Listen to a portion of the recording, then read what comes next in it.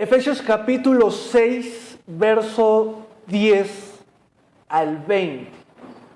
Dice así la palabra de Dios: por lo demás, hermanos míos, fortaleceos en el Señor y en el poder de su fuerza, vestidos de toda la armadura de Dios, para que podáis estar firmes contra las acechanzas del diablo. Porque no tenemos lucha contra sangre y carne, sino contra principados, contra potestades, contra los gobernadores de las tinieblas de este siglo, contra huestes espirituales de maldad en las regiones celestes. Por tanto, tomad toda la armadura de Dios para que podáis resistir en el día malo, y habiendo acabado todo, estar firmes. Estad pues firmes, ceñidos vuestros lomos con la verdad, y vestidos con la coraza ¿de qué? De justicia, y calzados los pies con el apresto del evangelio de la paz. Sobre todo, tomad el escudo de la fe, con que podáis apagar todos los dardos de fuego del maligno. Y tomad el yelmo de la salvación y la espada del Espíritu, que es la palabra de Dios, orando en todo tiempo, con toda oración y súplica en el Espíritu, y velando en ello con toda perseverancia y súplica por todos los santos, y por mí, a fin de que al abrir mi boca me sea dada palabra para dar a conocer con denuedo el misterio del Evangelio, por el cual soy embajador en cadenas, que con denuedo hable de él como debo hablar. Mis hermanos, venimos hablando sobre la oración, y hemos compartido y hemos aprendido que, por ejemplo, la oración es un medio poderoso que el creyente tiene para vivir su espiritualidad. Y también he enseñado, la última predicación enseñé que la oración era un regalo que Dios nos da para tener comunión con Él, para acercarnos a Él. Ahora, hoy lo que quiero que aprendamos es que también la oración es un arma espiritual. ¿Es un qué? Un arma espiritual. Por eso el título de la enseñanza es La guerra en la oración. La guerra en la oración. Y lo primero que encontramos es que en la oración podemos encontrar poder espiritual. Miren lo que dice la palabra de Dios. Aquí este texto, aunque es un texto conocido, sé que hay varias verdades que vamos a descubrir hoy. Por lo menos sé que alguna tú nunca habrás escuchado. Estoy convencido de eso. Y el Espíritu Santo hoy hablará al corazón del que está dispuesto a aprender. ¿Cuántos dicen amén? Amén. Entonces, con respecto a la oración y la guerra en la oración, lo primero que vemos es que en la oración encontramos poder espiritual. Dice el versículo 10, por lo demás, hermanos míos, fortaleceos en el Señor. ¿Fortaleceos en quién? En el Señor. En el Señor. Hermanos, entendamos algo. Lo espiritual es real. Lo que no vemos sí es real. Y todo creyente debe entender que estamos en guerra. Mi misión hoy es decirte que estamos en guerra. Levanten la mano los que son creyentes. Tú estás en guerra. Debemos saber desde dónde se hace la guerra. Mire, dice la palabra de Dios, por lo demás, hermanos míos. Pablo, el apóstol Pablo, está escribiendo su carta a los hermanos que viven en Éfeso. Y él no le está escribiendo esta carta y no le está diciendo a los pastores que se esfuercen. Él no le está diciendo a los líderes de la iglesia de Éfeso que están en guerra. Él lo que les está diciendo es ¿a quiénes? A sus hermanos. Levanten la mano los que son mis hermanos en la fe aquí. Hoy te digo, tú estás en guerra. Tu alma está en guerra. Y todos estamos en guerra. Dice, fortaleceos en el Señor. El cristiano tiene que aprender cómo es la guerra espiritual. Hoy es un tema de guerra espiritual y tenemos que aprender verdades. Porque hay cristianos que niegan la guerra espiritual y dicen que no hay que pelear nada, porque Cristo ya ganó. Pero hay otros que tienen otro extremo, y es que pelean todo y andan guerreando y oran por todo en guerra espiritual y no se entiende qué es la guerra espiritual. Mi objetivo a través de esta enseñanza es que entendamos el equilibrio y la verdad, lo que dice la Escritura respecto a la guerra espiritual. Entonces tenemos que ver que aquí comienza diciendo, fortaleceos en el Señor y en el poder de su fuerza. Entonces tenemos que entender, hermanos, que cuando vamos a hablar de la oración como guerra, como una herramienta de guerra, como un instrumento de guerra espiritual, lo primero que tenemos que entender es que para hacer la guerra tenemos que saber desde dónde hacemos la guerra. ¿Cómo así? Tú, si no sabes en dónde te paras en una guerra, te matan. Un soldado antes de salir a la guerra tiene que saber desde dónde es que él puede atacar, desde dónde él puede disparar o desde dónde él se puede defender. El soldado sabe o tiene que saber cuál es el campo de su ejército y cuál es el campo del enemigo. Y la Biblia nos dice que el creyente tiene que aprender a pelear o enfrenta la guerra espiritual desde Jesús. Si nosotros no estamos en Jesús, ya estamos en territorio enemigo. Para hacer guerra espiritual, lo primero que tenemos que entender es que la guerra tenemos que hacerla desde el Todopoderoso, desde Jesús. Y aquí vamos a ir aprendiendo cómo es eso poco a poco. Dice que el poder de su fuerza. Hermanos, el poder no es nuestro. Es importante entenderlo. No es cuestión de que tú vas a ir a arrebatar un alma de las garras del infierno a través del evangelismo. Tú no lo puedes hacer. El enemigo te va a sacar corriendo. No es cuestión de yo aquí pararme y hacer guerra contra la brujería y contra la hechicería si no estoy primero parado en Jesús. Debo estar en Jesús. Y esto es importante, hermanos. Tú debes saber desde dónde hacer la guerra. ¿Y por qué digo que desde Jesús? Porque desde Jesús ya somos vencedores. Dice la palabra de Dios que en la cruz del Calvario Cristo venció al enemigo.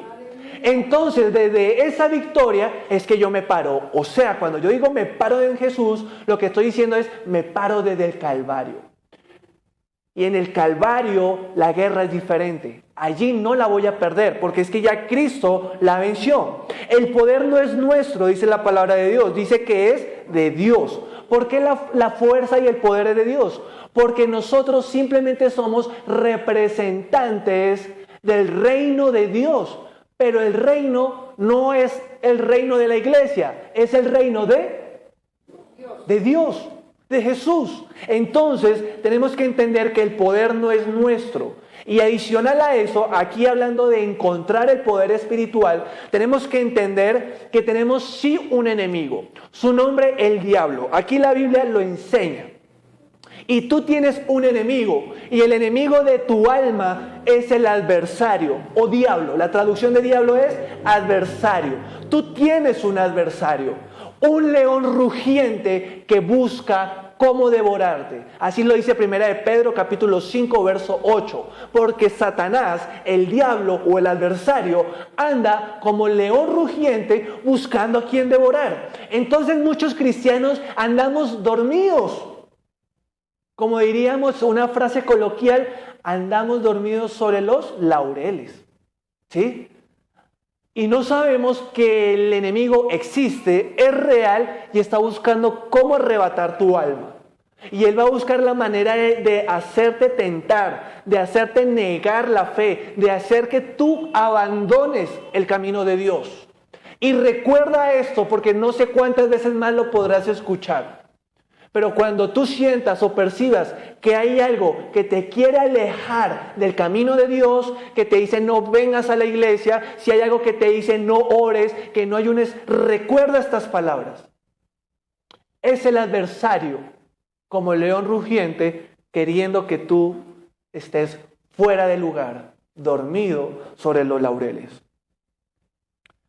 el enemigo, dice la palabra de Dios acá, vestidos de toda la armadura de Dios. ¿De quién es la armadura? De Dios. O sea que la armadura no es de nosotros. ¿De quién es? De Dios. Un principio elemental para entender la guerra espiritual. La armadura es de Dios. Y ahorita vamos a hablar de armadura. Y vamos a hablar de demonios. Y vamos a aprender muchas cosas. Pero lo que tenemos que entender aquí es que la armadura es de Dios. ¿Por qué se enseña esto? Porque es que dice la palabra de Dios que hay que tener la armadura de Dios para poder estar firmes contra las acechanzas, estamos en el verso 11, contra las acechanzas del diablo. Hermanos, nuestro adversario es real. Nuestro adversario está buscando cómo atacarte. Pero adicional a eso, es un adversario metódico. Cuando habla aquí de acechanza, se está refiriendo a un enemigo que es metódico. A mí me gustan los métodos, a mí me gustan las estrategias. Y a mí Dios me ha puesto como soldado de su ejército. Y cuando yo voy a hacer un trabajo espiritual, yo sé que voy en guerra. Y yo tengo que aprender a saber cómo me muevo para que el enemigo no me ataque a mí o al equipo con el que voy a evangelizar, o con el que voy a ir a orar por un endemoniado, o cuando voy a ir a predicarle a un inconverso. Es guerra espiritual. O cuando voy a testificarle a mi familia. Es guerra espiritual. Y el adversario, el enemigo, es un enemigo metódico. ¿Qué es una acechanza? Una acechanza es una amenaza oculta que busca. Hermanos, el diablo nunca se le va a mostrar como tal para decir, mire, esta es mi arma con la que te voy a destruir. El enemigo siempre anda oculto.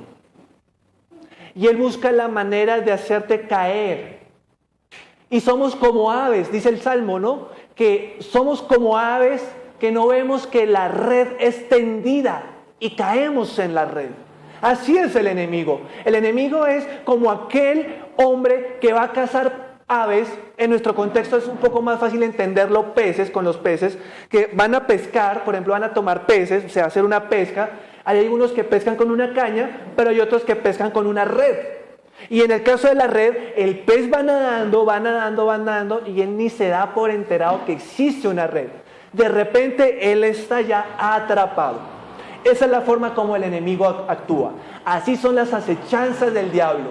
Tú crees que estás bien en Dios, tú andas contento, tú andas feliz y de repente te caes. De repente el adversario te tiene subyugado y tú dices, ¿en qué momento el enemigo me ató? ¿En qué momento el enemigo me está ganando la batalla? Es porque no sabemos que nuestro enemigo es un adversario que tiene estrategias de amenaza oculta. ¿Y quién es el diablo? El adversario que busca ser adorado. Eso es lo que busca el diablo. Que lo adoren, que los hombres lo adoren, que las mujeres lo adoren, que la humanidad lo adore. Y esto, hermanos, me recuerda a la historia de una mujer que una vez me contó. Esta persona estaba empezando a conocer los caminos de Dios y esta mujer me contó una vez que había pasado por unos momentos de mucha enfermedad y para sus procesos de enfermedad y en sus momentos de crisis le habían traído un santo a su casa. El nombre era San Gregorio, muchos lo conocen, ¿cierto? Un San Gregorio que por sanidad. Cuando esta mujer me contó esto, yo en mi mente dije, Jehová te reprenda, porque esta mujer no sabía qué era San Gregorio. Consideraba que era un santo. Incluso, esta mujer me decía que cuando se lo regalaron, ella ni siquiera sabía que era un santo y pensó que era un Charles Chaplin. Era un Charles Chaplin que le habían regalado. Y a ella le parecía bonito porque era como la imagen de Charles Chaplin. Y lo gracioso es que, aunque ella no sabía qué era, el enemigo, estratega oculto, había traído brujería a su casa. Porque es que el San Gregorio y muchos santos vienen de raíces africanas ni siquiera católicas, son africanas. Cuando el catolicismo se remezcló con las culturas africanas y de allí muchos brujos, muchos dioses africanos les pusieron nombres católicos. Y entonces ya no era el brujo o el dios de África, sino ahora le llamaban San Gregorio. Y en realidad eso se llama santerismo, y es brujería, y es hechicería. Y muchas personas están subyugadas porque el diablo busca la manera de que lo adoren. Y con ese Charles Chaplin, sin saberlo, había adoración satánica en su casa. Y esa mujer tuvo que hacer guerra espiritual, echar ese objeto, romperlo, sacarlo de su casa. Y después me compartió cómo sintió el ambiente espiritual que le rodeaba y empezó a haber un proceso de liberación. ¿Cuánto dicen gloria a Dios? Gloria a Dios. Porque es que el adversario existe, es real. Ahora, lo segundo, con la oración, identificamos a nuestro enemigo. Ya sabemos que está el diablo, pero a veces necesitamos aprender un poco más. Hace mucho no predico del diablo y me gusta poder enseñar las verdades de la palabra de Dios. A mí Dios me dijo, predica todo el consejo de Dios. Entonces hoy tengo un tiempo muy limitado para no puedo hablar todo el consejo de Dios, pero sí quiero que aprendamos un poco sobre la guerra espiritual, sobre la oración, la guerra en la oración. Entonces, también en la oración identificamos a nuestro enemigo. Vamos al versículo 12, allí de Efesios 6. Dice, porque no tenemos lucha contra sangre y carne, sino contra, y empieza una lista de potestades. A ver, hermanos, vamos a entender lo siguiente. Primero, la guerra espiritual es muy claro que no es física, sino espiritual. Cuando ustedes tienen un problema con una persona y esa persona, por ejemplo, hay personas que se les siente la potestad demoníaca. Y a veces hay personas que vienen y te van a ofender y te van a humillar y te van a menospreciar. Hay cosas que son humanas. Hay personas que son orgullosas, pero hay otras cosas que son satánicas y el enemigo las va a usar para subyugarte, Pero recuerda que cuando vienen esas luchas, cuando tú ves ese hombre o esa mujer que parece un demonio, si no te los has encontrado, te los encontrarás. Algunos están en las propias casas de nosotros. Parecen un demonio. Recuerda que no es esa persona con la que estás batallando. Es espíritus inmundos detrás de esa persona. La Biblia dice que no tenemos lucha ni contra carne ni sangre. O sea, la lucha no es contra personas. La lucha no es Estados Unidos contra Irak. La lucha son las potestades demoníacas que están detrás de los gobiernos. Y hoy vamos a ver un poco sobre esto. Miren, mis hermanos, dice que no es contra sangre y carne, sino contra, y menciona unas categorías demoníacas. Ahora, el diablo, ya lo entendimos, es un enemigo espiritual, pero es un enemigo derrotado. Recuerden siempre eso. El diablo es el enemigo nuestro, pero es un enemigo espiritual derrotado. Les coloco un ejemplo. En las guerras, una de las cosas que se hace cuando hay guerras civiles o cuando hay guerras en territorios, una de las primeras cosas que se busca en la guerra es capturar los medios de comunicación. Esa es una estrategia militar. Capturar la emisora, capturar el campamento donde se comparte la radio, la información, las noticias. ¿Por qué hacen eso? ¿Por qué se hace eso? Porque se busca controlar la información. ¿Por qué es importante la información? Porque hay pueblos que pueden ser libres, pero si no saben que son libres, creen que están todavía en la esclavitud. Por ejemplo, eso pasó cuando hubo el proceso de negros y blancos, donde la ley le dio aprobación a los negros de que fueran libres de la esclavitud, podían ser libres, podían pagar su libertad, pero muchos amos procuraron lo que más pudieron en Estados Unidos. Muchos amos blancos procuraron al máximo que su esclavo nunca escuchara esa noticia. Y muchos esclavos murieron esclavos, aunque la ley decía que ya eran libres. Ya eran victoriosos, pero murieron porque no sabían. Murieron esclavos porque no sabían. Ya eran libres, pero murieron esclavos porque no conocían la verdad. Así es el diablo. El diablo es un enemigo derrotado. Ya Dios publicó el edicto en la cruz. Dijo, expongo públicamente a los principados y las potestades y son derrotados ante Jesús por la victoria de la cruz del Calvario. Pero, aunque el enemigo está derrotado, él todavía manipula para lograr sus objetivos. Entonces, el diablo es un enemigo espiritual derrotado. Pero tenemos que entender que el diablo no es todopoderoso. ¿Cuánto dicen amén a eso? Solo Dios es todopoderoso. El diablo no es omnipresente, él no está en todas partes. Dios es omnipresente. ¿Cuánto dicen amén a eso? Pero adicional a eso, aunque el diablo no es omnipotente ni es omnipresente, él sí tiene un ejército. Y esa es la manera en la que él actúa. Y esa es la manera en la que él puede tener dominios aquí en Colombia y dominios en China. No porque él es en todas partes, sino porque él tiene un ejército militar, espiritual, muy bien organizado. Pero nosotros también. Pero eso lo vamos a hablar después. Ahorita me enfoco en el ejército del enemigo. Entonces, el diablo tiene poder. ¿De dónde sacó el poder? ¿Dios le dio el poder? No. El diablo tiene poder, hermanos. Aunque está derrotado, él tiene poder. ¿Cuál es el poder del diablo? El poder del diablo es el pecado. ¿Cuándo obtuvo el diablo poder? El día que Adán y Eva pecaron. Dios le había dado poder, era a Adán y a Eva. ¿Sabías eso? Dios le dio el poder a Adán y Eva de gobernar el mundo. Y cuando Satanás lo hizo caer, lo hizo pecar, entonces el poder que Dios le había dado a Adán y a Eva pasó a la potestad del diablo.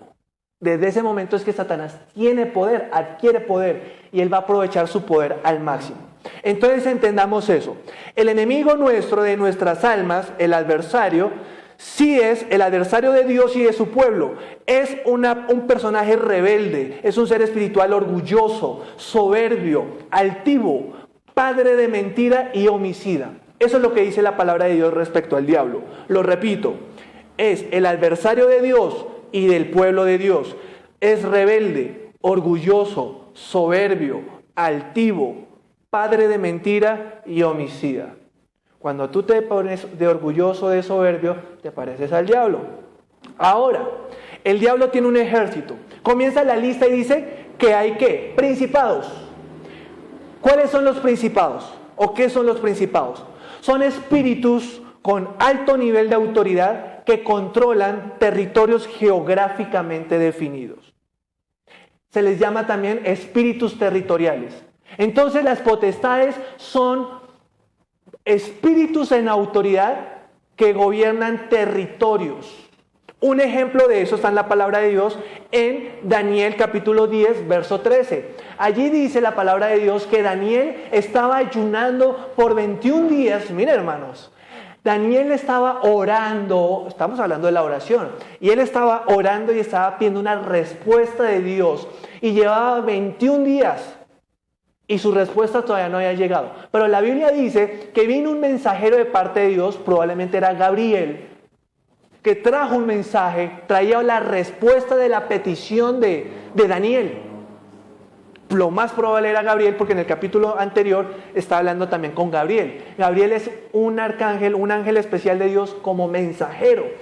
Y él traía un mensaje para Daniel. La respuesta a su oración venía en camino. Pero dice este mensajero que un adversario, el príncipe de Persia, dice allí, el príncipe de Persia se me opuso y tuve que hacer guerra y necesité ayuda. Uy, hermanos, mire, esto es guerra espiritual. A veces como hombres creemos que podemos reprender demonios y después estamos llorando.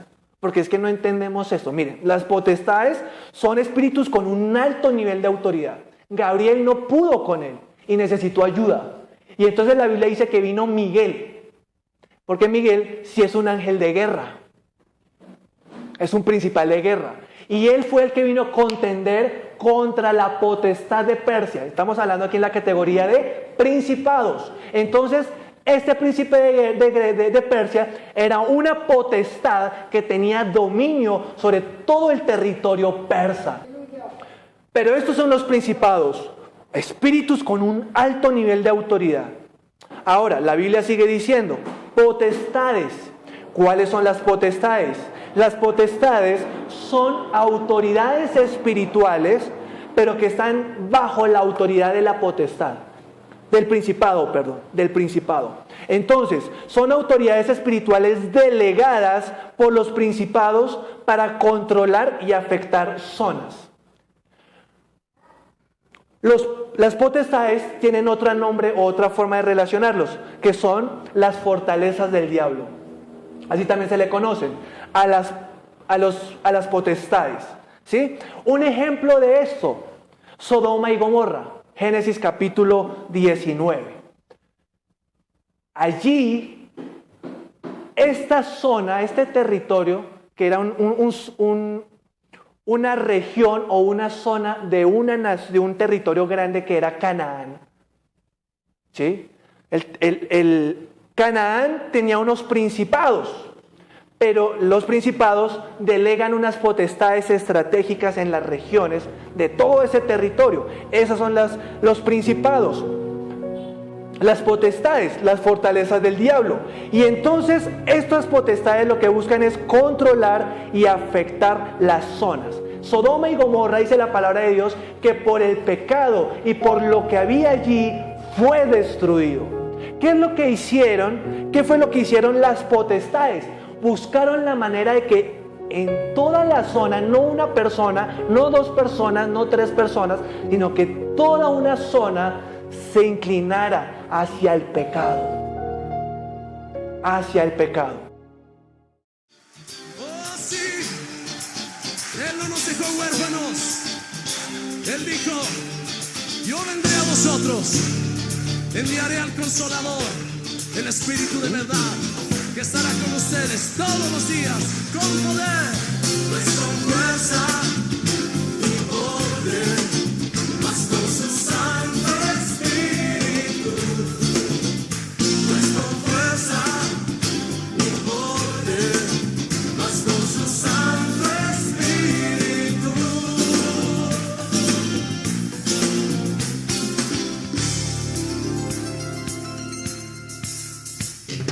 Las armas de la guerra no son de este mundo, son fuertes en Dios, fuertes en Dios.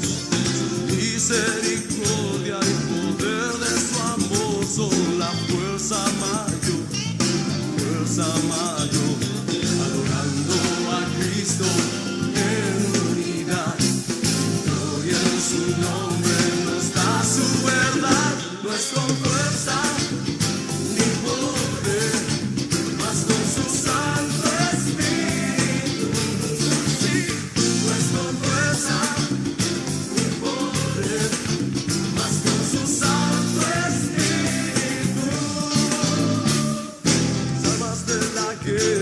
No son de este mundo, son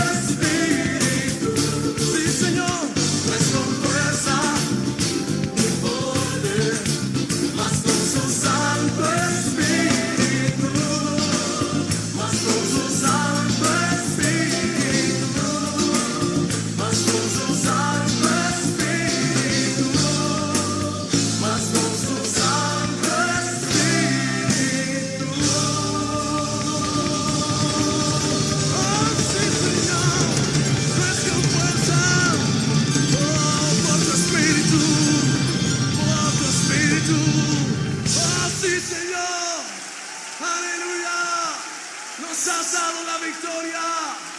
Nos has dado la victoria. Aleluya, cántalo. Las armas de la guerra no son de este mundo. Aleluya. Las armas de la guerra no son de este mundo. Son fuertes en Dios. Fuertes en Dios. Misericordia y poder de su amor son la fuerza mayor. La fuerza mayor. Adorando a Cristo en unidad, gloria en su nombre nos da su verdad. No es con fuerza ni poder, mas con su Santo Espíritu. No es con fuerza ni poder, mas con su Santo Espíritu. Las armas de la guerra no son de este mundo, son fuertes en Dios, fuertes en Dios. Misericordia y poder de su amor son la fuerza